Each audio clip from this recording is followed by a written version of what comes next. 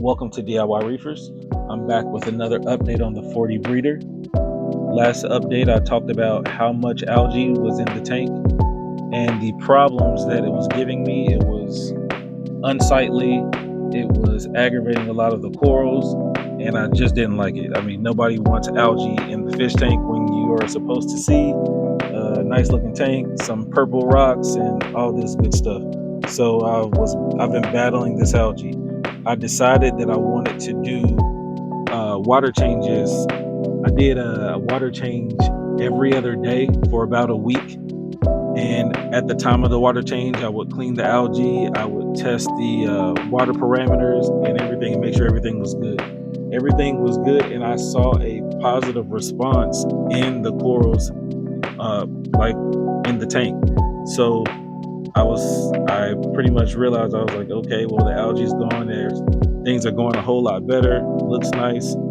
I also noticed that the evaporation level in my sump was outpacing the evaporation in the display tank. The auto top off photo eye was located in my display tank, and so it was controlling the water level in the display tank, and it was doing that fine. And the sump, at sometimes, it would evaporate too much, and the water level in the sump, particularly in the portion where the return pump is, that water level would drop too low, and I would end up adding more water into that area, more salt water, not thinking that that water is evaporating. I'm throwing the parameters all the way off.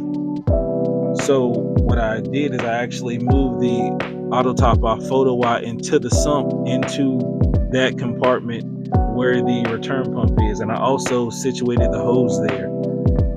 The levels in the display tank still remain the same, and the levels in the sump actually remain the same also. So it took care of that problem where the water level would drop so low in that chamber that it would start to make the pump pull in air and make air bubbles into the display tank and throw off the water level. So I put the photo eye and the auto top off hose in that slot where the return pump is, and I've noticed that the tank parameters are much more stable. The water, the salinity actually was the thing that was going the most out of whack. It wasn't fluctuating. The numbers weren't fluctuating too much, but they were moving. I kind of noticed that they were moving, and I was like, okay, well, maybe that's normal because of the evaporation, but it was too much. It should have been stable, the same, because the auto top off is supposed to be adding enough fresh water to keep the levels the same. So that was the problem, and that caused the corals to stress out, some of them more than others, and kind of just go out of whack.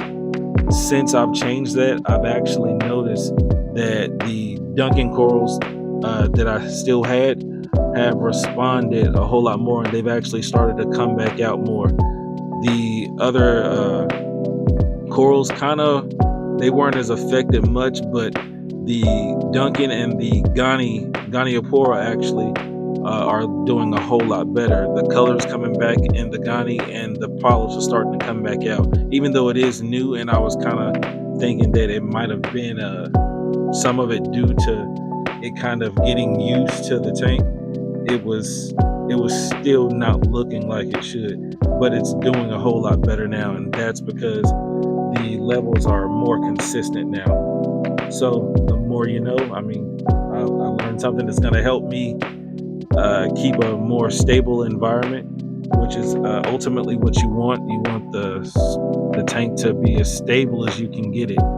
So with that said, I'm gonna keep it running like this. I'm gonna just continue to look at it daily and test it. I'll probably do tests every other day. I'm not gonna do it every day. I'm not even gonna try to commit to that, but I'll try to test it every other day just to make sure that everything is pretty much staying stable. And even through my eyesight of me looking at it over the past week or so, it is doing a whole lot better, and I can actually just see the difference.